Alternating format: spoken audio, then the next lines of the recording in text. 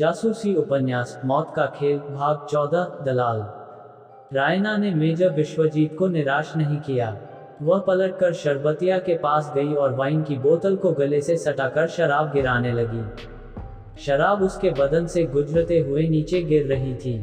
राजेश शरबतिया बहुत ध्यान से रायना को देखे जा रहा था। रायना मन मन मुस्कुरा रही थी।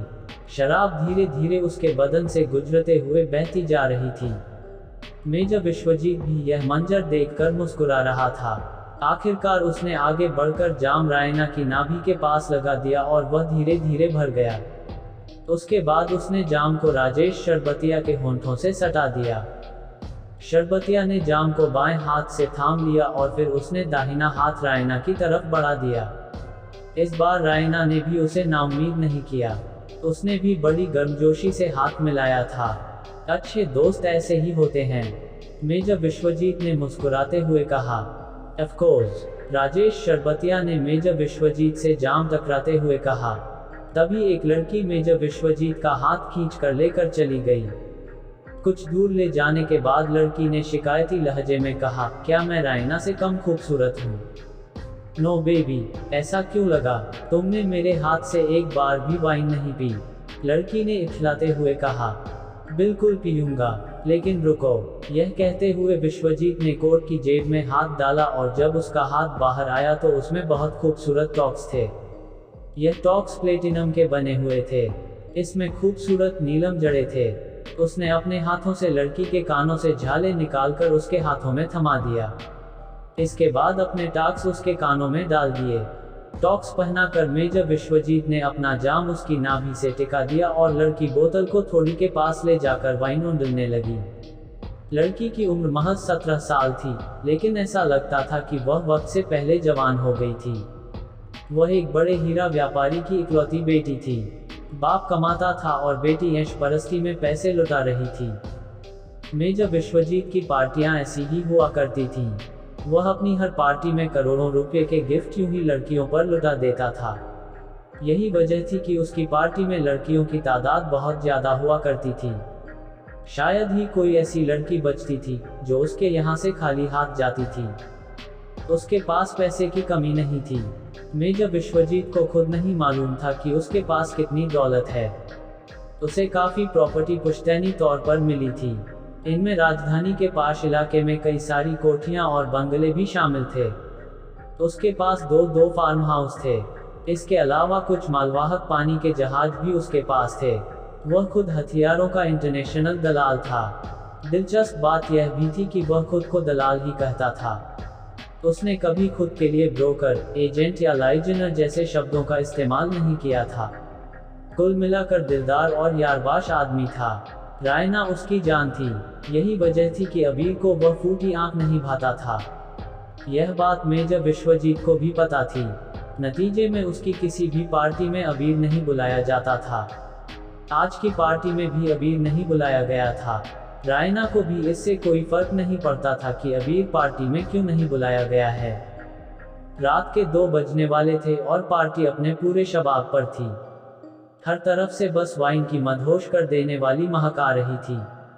लड़कियां शराब से तरबतर हो रही थीं। मेजर विश्वजीत की पार्टी की यही खूबी थी। यहाँ एक से बढ़कर एक महंगी शराब परोसी जाती थी। शराब इस कदर इफरात होती थी कि जैसे नदी बह रही हो। अचानक ऑर्केस्ट्रा चिंगाड़ उठा और फिर तमाम लोग डांस फ्लोर की तरफ बढ़ गए। राजेश शरबतिया और रायना साथ ही थे। डांस फ्लोर पर कदमों की लड़खड़ाहट के साथ कई जोड़े डांस कर रहे थे। जिन लड़कियों को साथी नहीं मिले थे वह कुर्सियों पर बैठी इंतजार कर रही थीं। मेजर विश्वजीत बारी बारी से सभी लड़कियों के साथ डांस कर रहा था। उसमें इस उम्र में भी गजब की फुर्ती थी। तभी डांस फ्लोर पर एक पुतला आकर गिरा। इससे लड़कियां घबरा उठीं और डांस रुक गया। म्यूजिक भी बंद हो गया था। मेजर विश्वजीत तेज आवाज में गरजा, किसने यह बेहूदगी की है? उसकी आवाज सुनकर हर तरफ सन्नाटा छा गया। लड़कियां डरी सहमी सी डांस फ्लोर पर पड़े पुतले को देख रही थीं। उसकी दहाड़ सुनते ही 2 नौकर तेजी से आए और पुतले को उठाकर चले गए।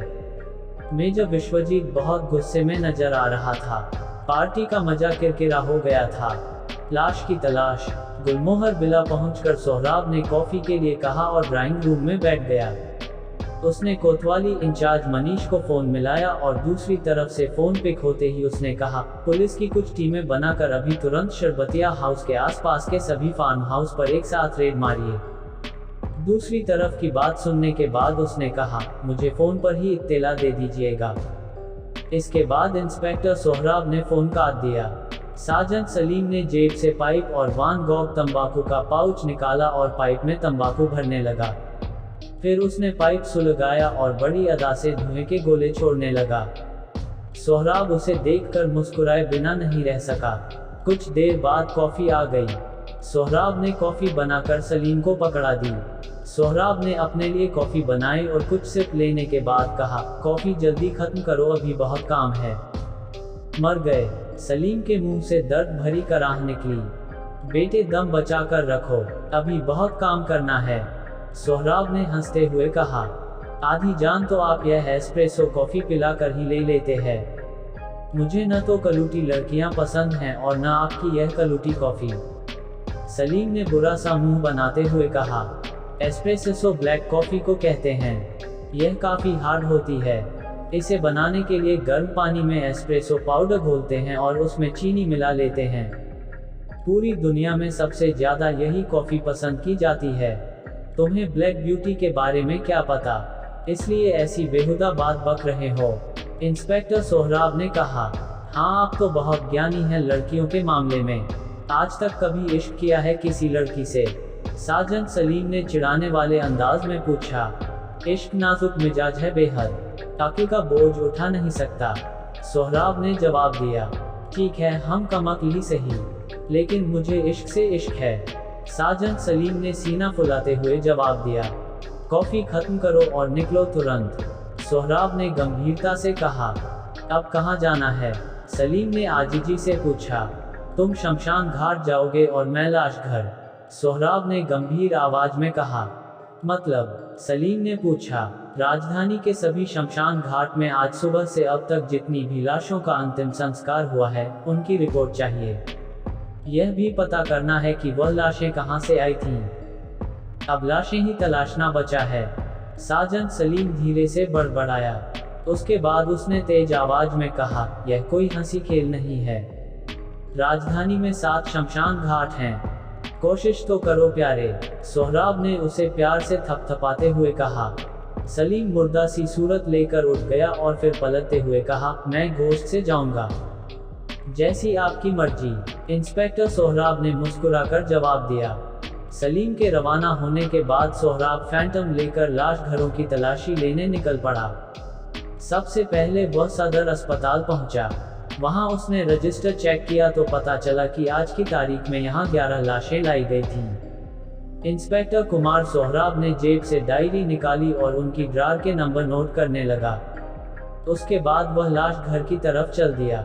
इंस्पेक्टर कुमार सोहराब ने लाश घर के दरवाजे को हल्का सा धक्का दिया। वजनी दरवाजा चू की आवाज के साथ खुल गया। दरवाजे की इस आवाज में भी बड़ी वहशत थी। सोहराब लाश घर के भीतर प्रवेश कर गया। उसके जूतों की आवाज सन्नाटे में बहुत भयानक लग रही थी। लाश घर के भीतर बहुत ज्यादा ठंडक थी, मौत जैसी ठंडक। कमरे के चारों तरफ दीवारों से सटी अलमारियां रखी हुई थीं। सोहराब डायरी से नंबर देखकर ड्रार खोल कर आज लाई गई लाशों को चेक करने लगा। इंस्पेक्टर सोहराब ने सभी 11 लाशों को चेक कर डाला, लेकिन उसकी तलाश पूरी नहीं हुई। वह नाउम्मीद होकर बाहर की तरफ चल दिया। वह दरवाजे के बाहर निकल ही रहा था कि उसे अंदर किसी के चलने की आवाज सुनाई दी। वह पलट पड़ा। वहां उसने जो देखा उसे अपनी आंखों पर भरोसा ही नहीं हो रहा था। पार्टी में पुतला किसने फेंका था? सोहराब क्या देखकर चौंक उठा था?